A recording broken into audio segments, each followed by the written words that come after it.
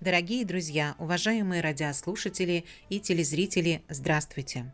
Вашему вниманию в прямом эфире программа «Якутск сегодня». У микрофона с вами я, редактор Вета Вишнякова. Наши режиссеры Екатерина Голикова, Николай Слепцов, Айдын, а в нашей студии гостья, и я рада ее представить. Сегодня с нами Анна Кириллина, руководитель единой диспетчерской службы здравоохранения 122. Анна, здравствуйте. Добрый день. Спасибо, что вы нашли время и пришли сегодня в нашу студию. Я думаю, наш разговор будет полезен всем, и он актуален. Меняется время, меняются мессенджеры, и сейчас большинство россиян общаются в приложении Max. И оказывается, через это приложение можно записаться к специалистам в сфере медицины. И сегодня мы об этом подробно поговорим и расскажем нашим слушателям и зрителям о том, как это можно сделать. Пожалуйста, расскажите, чем занимается ваша служба 122, какие способы записи, кому могут записаться наши горожане и жители нашего города и наверняка республики. Спасибо. Добрый день еще раз, дорогие радиослушатели. Вита. Наша служба, наш колл-центр был создан на базе Якутского республиканского медицинского информационно-аналитического центра ЕРМИАЦ. Называется «Единая диспетчерская служба здравоохранения». Это единый номер 122. Единый номер, как мы помним, во времена пандемии COVID, омикрон. Если дискомфортно, да, снимите. Наш колл-центр был создан буквально в течение суток. Это было по поручению главы нашей республики Илдархана Айсена Николаева. И Минздрав совместно с Минцифры республиканским тоже в течение суток они буквально развернули колл-центр 122, единый номер, на базе Курашова 24, Дом профсоюзов. Тогда у нас была единственная функция. В тот момент, ввиду карантина, пациенты не ходили вообще никуда, люди вообще никуда не ходили, и, естественно, пациенты не ходили в поликлиники. И поэтому все вызова на дом, все вот эти вот проблемы по части здоровья обращались через наш колл-центр. 122 было развернут, как централизованный на нашей базе, и в поликлиниках тоже, в колл-центрах поликлиник города Якутска тоже присоединились к этому единому номеру 122. Тогда на тот момент к нам прикомандировали специалистов с медорганизаций, пришли работать волонтеры, студенты медицинских образовательных учреждений. Всего было 150 операторов, которые работали в 3 смены. В дневные, первую и вторую работали по 50 человек, и в ночную по 20 человек. Но звонки у нас в сутки тогда достигали 11 тысяч только на наш колл-центр. Да вы что, так много? Да, так много. Этот, между прочим, максимум был зарегистрирован 24 января 2022 года. В поликлинике же звонили меньше. Там было по 500, например, ЕГБ-2, да? ЕГБ-3 было где-то около 5000 звонков в день, в сутки. А вам звонили, наверное, с вопросами, да, что делать, вот такие-то симптомы? Да. Угу.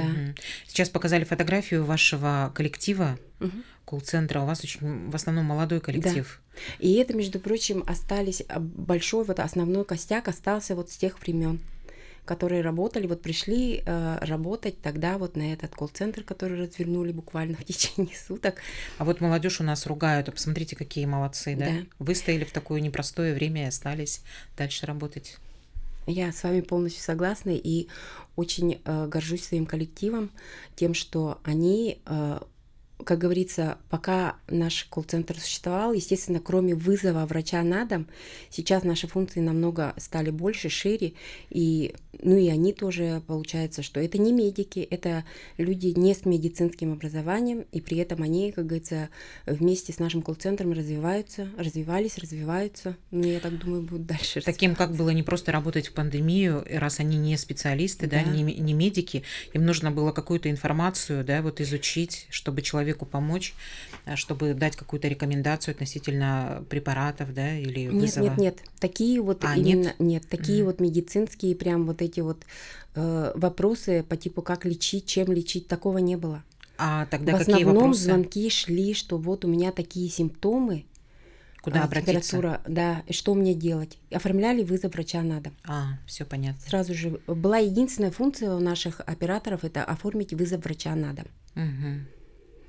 Ну, помимо этого, вот как вы говорите, были, конечно, вопросы насчет лечения и прочего, да, то на Минздрав, вот наш Минздрав, учитывая все то, что поступают такие вопросы, создали тоже на базе нашего колл-центра, они привлекли преподавателей медицинского института, врачей своих с медорганизаций, чтобы они могли отвечать вот на такие вопросы. И если, например, на 122 дозванивались только жители города Якутска, то вот по консультативным вопросам могли звонить со всей республики. Такое тоже было у нас. Анна, вы руководитель этой службы, и вы наверняка набираете, да, в свою команду людей. Какие основные вот качества должны быть у такого специалиста, который вот так должен в моменте, да, сориентироваться и дать четкую информацию? Ну, самое главное требование, конечно, чтобы этот человек очень хорошо умел работать с компьютером, с программами, потому что, естественно, очень много информации, и для того, чтобы наши операторы не путались, чтобы они могли быстренько вспомнить что-то, да, где-то подглядеть, у нас есть специальная платформа, на которой собраны все скрипты. Вот скрипт разговора называется. Если вот человек хочет записаться на прием к врачу, есть отдельный скрипт. Вызвать врача на дом, тоже отдельный скрипт. Записаться на вакцинацию, отдельный скрипт. По горячей линии на нашей базе еще также развернута горячая линия Министерства здравоохранения. Тоже там консультируем обратившихся по каким-то интересующим их вопросам. Вернемся к тому, как записаться через Макс, да? Сегодня основная наша тема. Я вас, наверное, увела немного в сторону. Ну, вообще, я хотела сказать, что в связи вот с развитием цифровизации, вот всего того, что можно сделать онлайн, есть несколько способов записаться на прием к врачу. Помимо регистратуры, вот то, что вы пришли, как говорится, ножками в медорганизацию, записались там через регистратуру, можно, естественно, через наш колл-центр 122, через колл-центры медицинских организаций. Через госуслуги еще можно. Да, вот. Еще можно записаться через госуслуги. Если человек зарегистрирован в госуслугах, можно также записаться через региональный портал ЕР-14, «Мое здоровье» называется. Он удобен еще тем, что если, например, человек хочет записаться, но у врача нету свободных слотов, ну, окошек нету, да, вот вообще на ближайшие даты, вот через «Мое здоровье» можно стать в лист ожидания. Есть там такая кнопочка «Лист ожидания», кликаешь ее и встаешь в лист ожидания, в очередь по-простому. И потом уже, когда это все уходит сразу же, все эти вот платформы, которые я рассказала, они интегрированы с региональной нашей медицинской информационной системой. То есть во всех поликлиниках, во всех ЦРБ стоит единая медицинская информационная система, где вот есть электронные карточки всего населения нашей республики. Вот, и каждая медорганизация, она видит в своем листе ожидания, кто хочет записаться на прием к какому-либо врачу. И когда появляются свободные слоты, они записывают этих пациентов. Но перед тем, как записать, они, конечно, звонят, все равно уточняются, что да как, по какому вопросу, и записывают. А вот через приложение Макс. И далее вот продолжаю, да? Даже я могу его открыть, да? Да. И вот вы будете говорить, а я буду, например, как-то практически это все применять. Давайте. Угу. Ну вот в приложении Макс это вообще уже 2/3 Российской Федерации при поддержке Минздрава России они открыли вот такой чат-бот в приложении Макс, и наша республика в том числе тоже реализовали этот чат-бот. Он называется «Запись на прием к врачу. Республика Саха-Якутия». Вот QR-код показывают, если до него наведут наши зрители, да, то они сразу же перейдут. Но это через Макс можно записаться в том случае, если вы зарегистрированы в госуслугах тоже. Мгм. Но он удобен тем, что в госуслугах как? Заходишь, пока там кликнешь на запись врача, пока ты найдешь свою поликлинику, пока ты найдешь врача, как-то так это многоступенчато, да? Мгм. А здесь в Максе открываете Макс. У меня открыто. Мгм. Открыт. Вы вообще там пытались записаться? Нет. Нет еще, да? Там начать кнопочка есть, вы нажмите Ну на вот неё. смотрите, у меня Макс, и вот чаты и контакты. Это мне еще куда-то нужно в профиль заходить? Вам нужно найти запись на прием к врачу. Прям напишите в поисковике. В поисковике. Я Прям в пишу поисковике. запись. Запись на прием к врачу Так, запись. Республики Саха-Якутия, потому что там очень много регионов выскакивает. На прием к врачу. Мгм.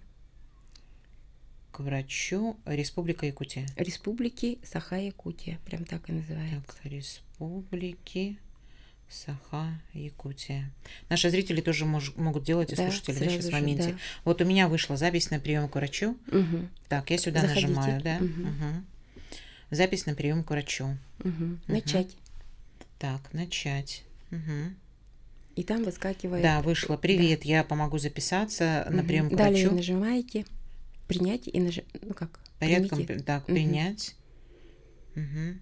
Для списка ваших данных в системе нам потребуется СНИЛС, номер Да. страхового свидетельства. Я это вот Да. могу вводить. Вводите СНИЛС, Мгм. и сразу же выскакивает ваша фамилия, имя, отчество. И Мгм. так как он интегрирован с нашим вот этим МИСом, Можно не бояться, да, вводить можно свои не бояться, данные. да. Мгм. Сразу же выскакивает, и кому вы хотите записаться. Мгм. Выходит список врачей, это 14 обязательных специальностей, которые, должны быть в свободном доступе, да. Не такие узкие, как кардиолог, скажем, невролог, их не будет, их не надо там искать, потому что к таким специалистам запись все равно идет как-то через врача-терапевта участкового. А вот к врачу-терапевту участковому, к офтальмологу, к отоларингологу, к акушеру-гинекологу, к хирургу. Это можно записаться в любое время, потому что я слышала, что запись к некоторым врачам нужно прям в определенное время, допустим, в 9 утра нужно звонить. В смысле, не звонить, а заходить вот на Смотрите, платформу. Это тоже все зависит от медицинских организаций. Мгм. Например, вот каждая медорганизация открывает, они каждый день открывают там по несколько Да. окошек вот, для записи через интернет. Тогда лучше все-таки через регистратуру узнать, да, во сколько и какого числа лучше всего. Можно, да, так сделать, конечно. А то можно не успеть записаться к Можно какому-то не специалисту. успеть, да. И удобно тем, что вот сразу выскакивает этот список, вы находите, если есть окошечко, вы записались, и тут же приходит подтверждение, Мгм. что вы записаны. Подтверждение приходит в само приложение в Макс, и подтверждение приходит на госуслуги к вам, что вы записаны. То есть плюсы того, что ты записываешься, Макс, это скорость, мобильность. Да, То, что да, это да. можно сделать быстрее, чем Всё верно. госуслуги. Мгм. Еще какие плюсы и, может быть, есть какие-то минусы?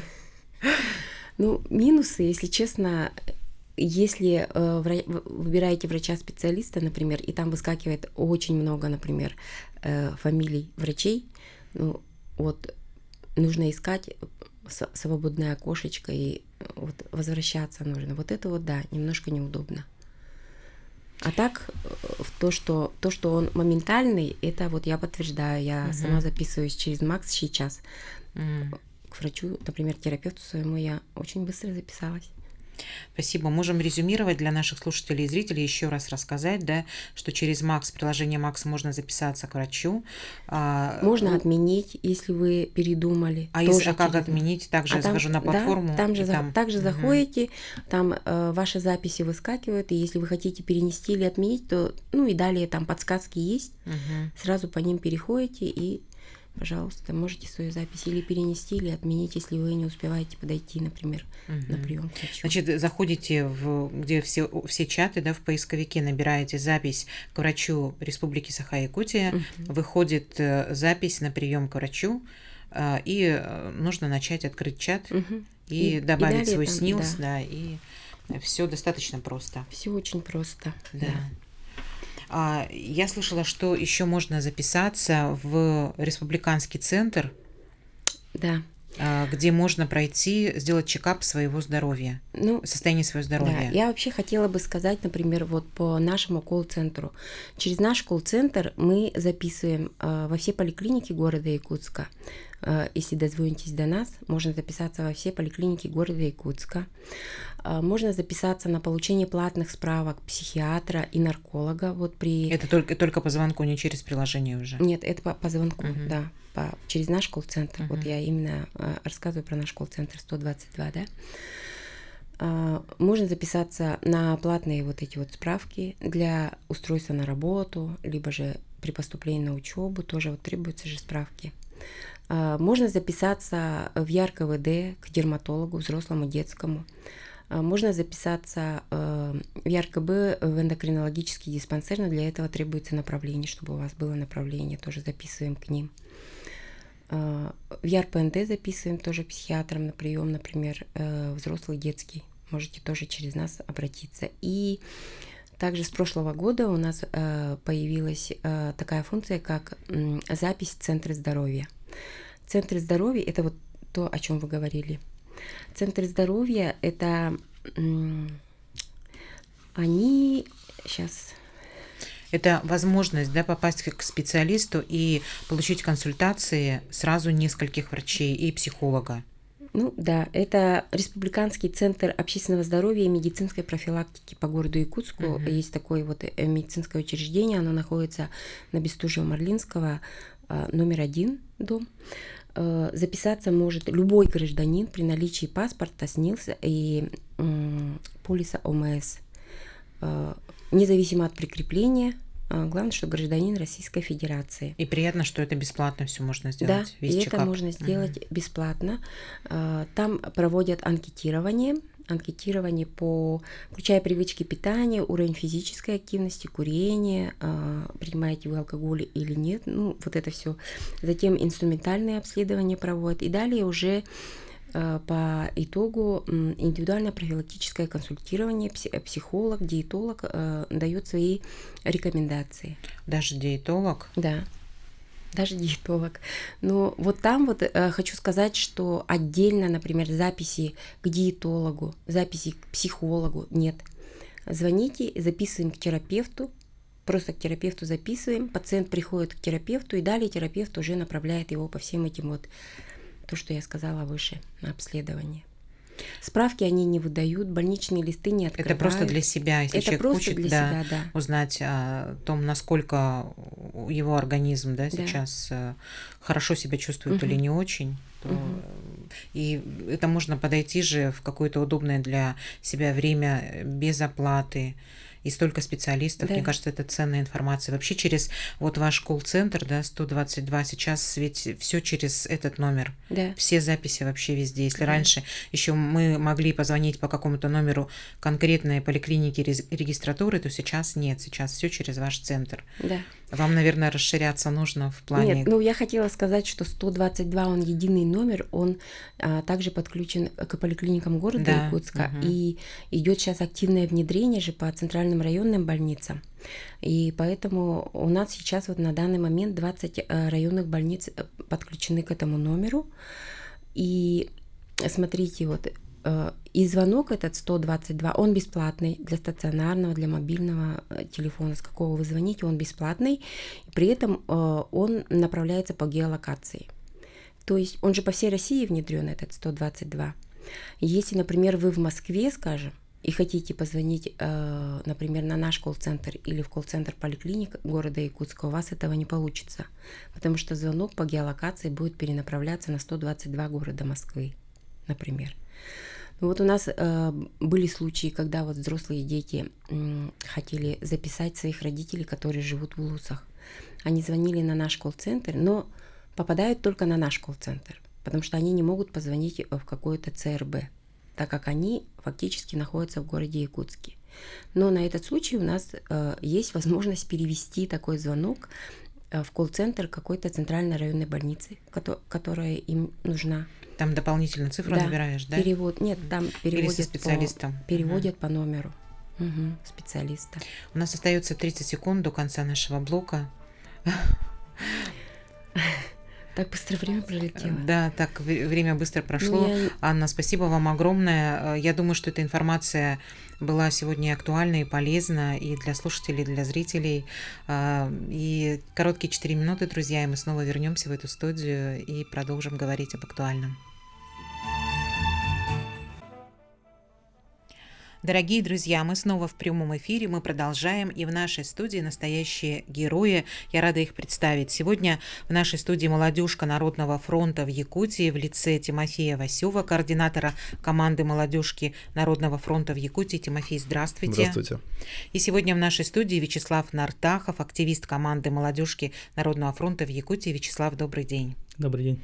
Спасибо вам, что вы нашли время и пришли сегодня в нашу студию. Я знаю, что у вас дел очень много. Вы очень много делаете для того, чтобы помочь и поддержать тех, кто сейчас находится в горячих точках, кому нужна необходима поддержка и гуманитарная помощь. Одно из важных событий прошлого года – это прямая линия с президентом Российской Федерации Владимиром Путиным. И в этом мероприятии вы приняли участие. Расскажите, пожалуйста, о том, как все прошло, какая была ваша работа, ваша задача, ваша цель. Думаю, Вячеслав начнет. Наша задача была это получить информацию, все скомпоновать, чтобы было все удобно, и отправить последующим, чтобы дальше там обрабатывали. Вы были в качестве операторов, да, и вы принимали вопросы? Да, мы принимали вопросы по всей России. Кстати, мне даже позвонили с нашей республики, попался один с Алданского района, с ним поговорили мы. А какие вопросы, о чем спрашивали люди? Можно ли об этом рассказать? Тимофей. Подробнее. Да. Вообще вопросы поступали различного характера, то есть из более 2 миллионов поступивших обращений в адрес президента существенную роль играли, конечно же, вопросы социального характера, то есть там пенсия, здравоохранение, то есть где-то семьи участников специальной военной операции звонили, вот мы сразу же старались обработать эти обращения, если они шли оперативные, мы сразу же спускали непосредственно их на региональный исполнительный комитет, и сразу же здесь региональная команда их отрабатывала, то есть оперативные задачи требуют оперативного решения. Вот. Далее это то, что огромный вообще вклад, и то, что у нас появился опыт работы, вот то, что мы обрабатывали обращения совместно с участниками специальной военной операции. Это просто там ребята были с различными ранениями, у кого-то ампутированы конечности, кто-то плохо видит, и мы вместе, ребята разговаривали, а мы, грубо говоря, под диктовку вот записывали обращение, то есть как дублировалось нам. И это прям огромный вклад. То, что ребята, превозмогая все вот условия, то, что мы с утра до вечера вот каждый день принимали обращения, это прям огромного стоит. То, что ребятам огромное спасибо, вот участникам специальной военной операции, которые были там вместе с нами, то, что классные ребята, вот такие просто очень мощный поток от них исходил, что мы вместе с ними, одной командой помогали нашим гражданам. А какие вопросы, вот, может быть, вам запомнились, и самое главное, какие ответы нашего президента?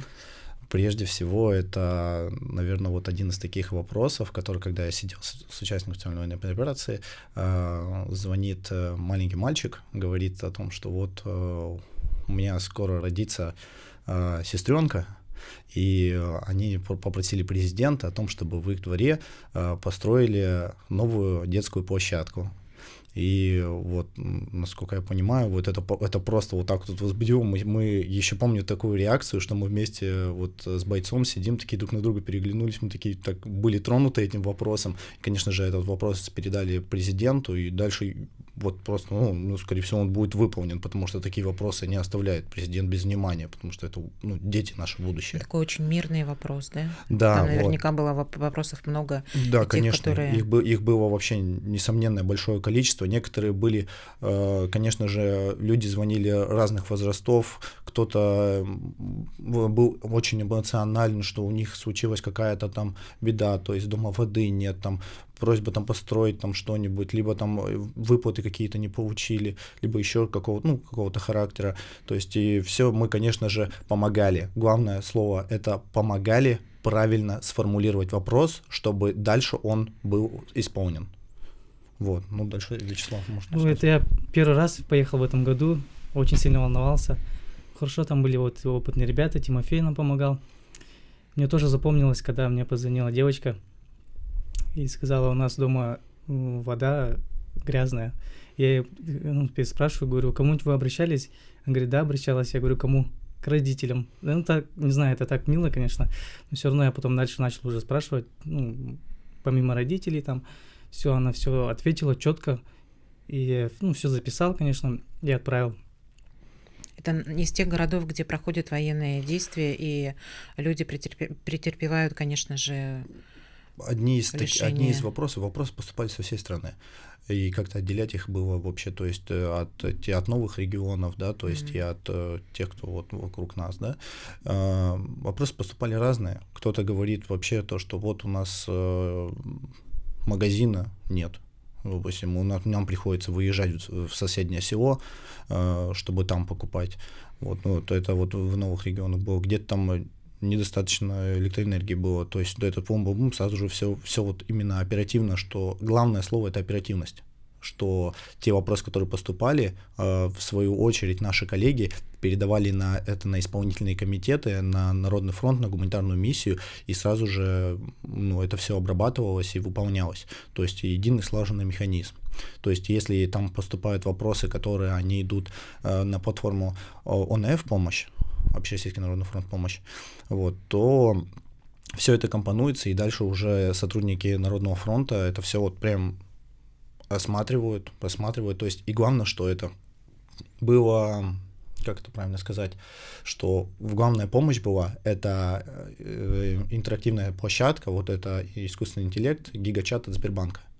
То, что обращения поступали не только на операторов, а люди звонили, писали, и сам вот искусственный интеллект, он рассматривал эти обращения, проверял их, записывал и в единую базу скидывал, получается. И дальше уже это все вот единым таким слоем, то есть уже обрабатывается непосредственно сотрудниками Народного фронта. Да, это очень круто, конечно, экономится время, да, больше людей да, смогут. То есть главная эта задача вот это, что исключено вообще вот, что вопрос или обращение потеряется. Это самое главное.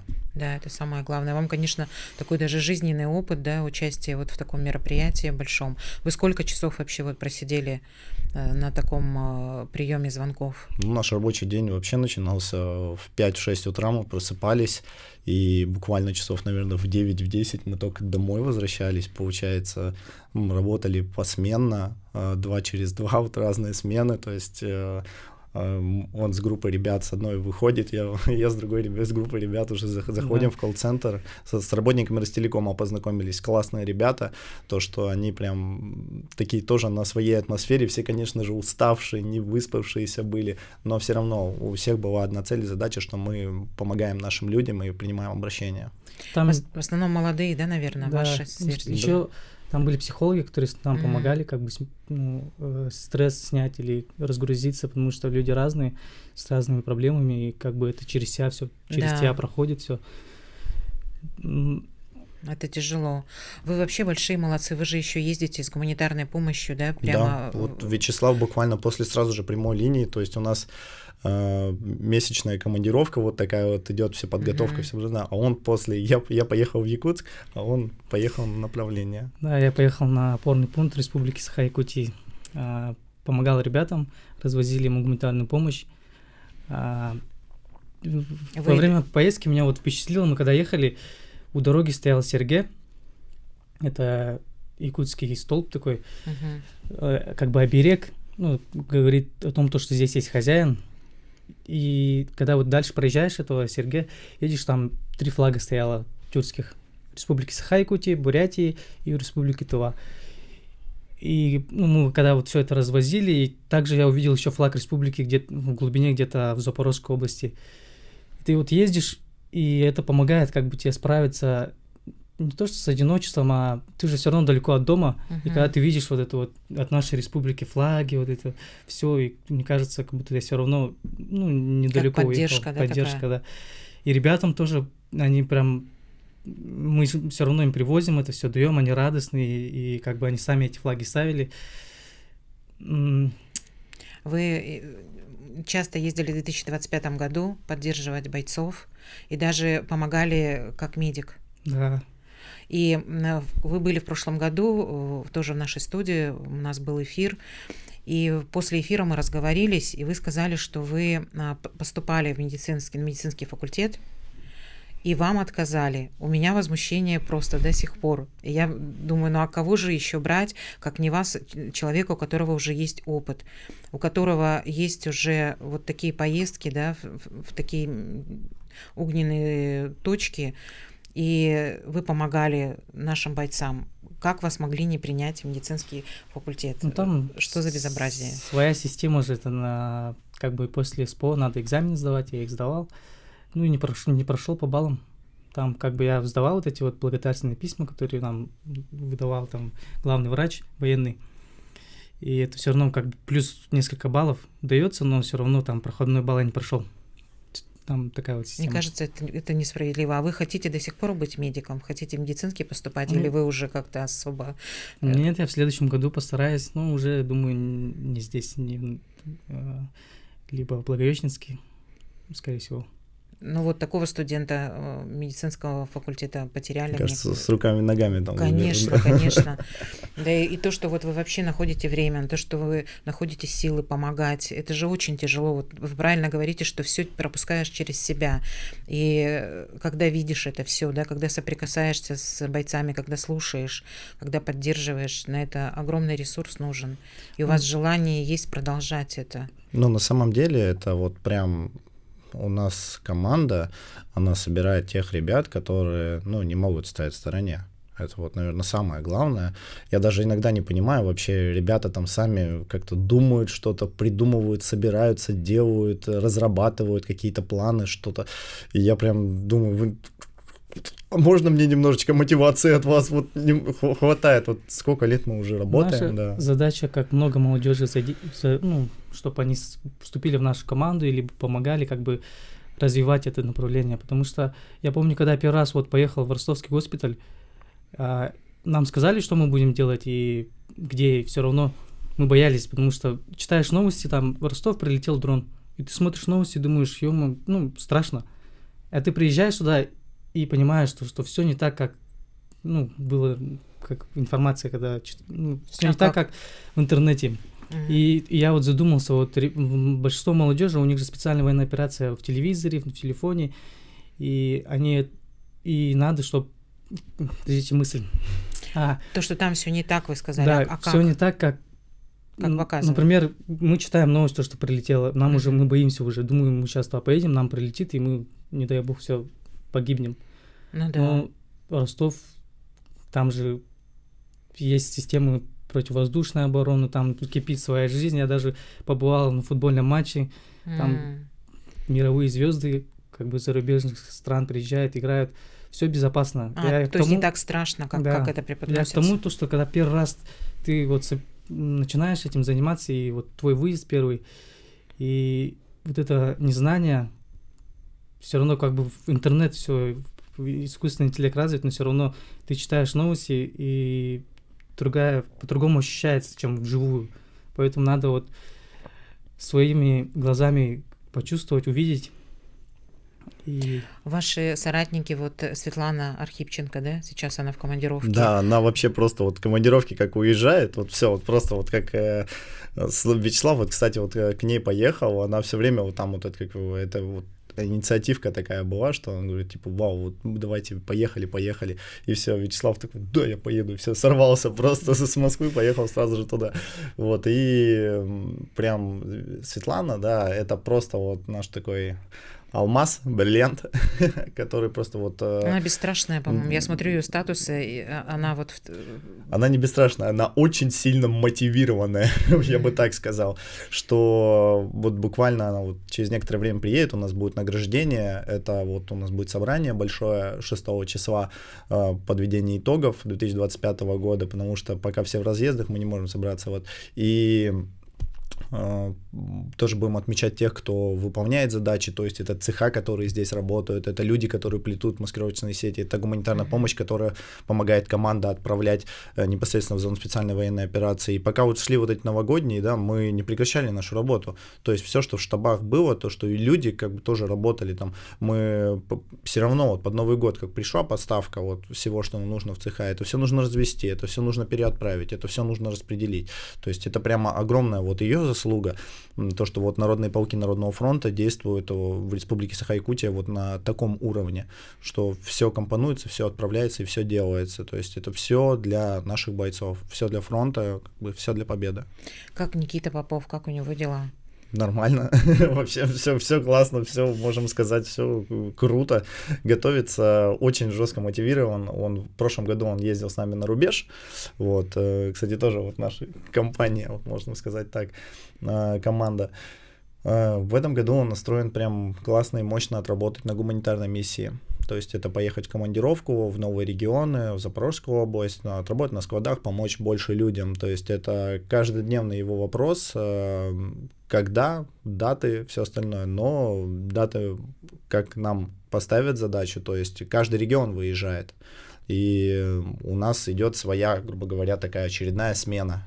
Вот, то есть через периоды.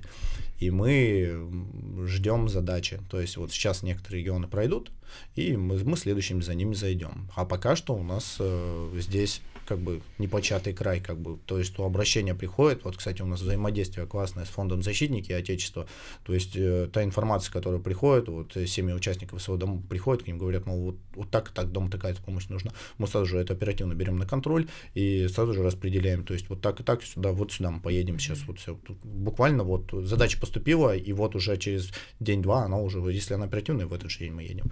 Вот, то есть у нас есть все ресурсы, у нас есть все возможности, и ребята к нам приходят, это тоже много новеньких, активных, то есть все горящие глаза, то есть это прям, не знаю, только развивать. Сейчас можем пригласить, возможно, сейчас смотрят те, кто еще только думает к вам присоединиться, и можете сказать, куда подойти или как с вами связаться. Но у нас есть социальные сети «Молодежка Народного фронта» в Республике Саха-Якутия. Это ВК, Одноклассники. В Телеграме нас можно найти. Конечно же, это просто прийти в региональный исполком Народного фронта по адресу Курашова, 24, 502 кабинет. Можно найти любую информацию в 2GIS, то есть там все указанные номера и сотовые, и стационарные, то есть мы всегда в открытом доступе, всегда можно подать даже вот, там у нас есть специальный раздел подать в ВК, то есть подать заявку, то есть заявка подается, и мы сразу же ее видим, то есть она к нам уведомление приходит, мы сразу же созваниваемся с ребятами, говорим, да, ребят, приходите, поговорим, встретимся, конечно. Спасибо вам большое. Вы настоящие герои, повторюсь. Дорогие друзья, сегодня в нашей студии гостила молодежка Народного фронта в Республике Саха-Якутия в лице Тимофея Васюва, координатора команды, и Вячеслава Нартахова, активиста команды. Еще раз вас благодарю за вашу работу, за то, что вы делаете. Храни вас Бог. Всем спасибо за внимание и хорошего вечера. До свидания.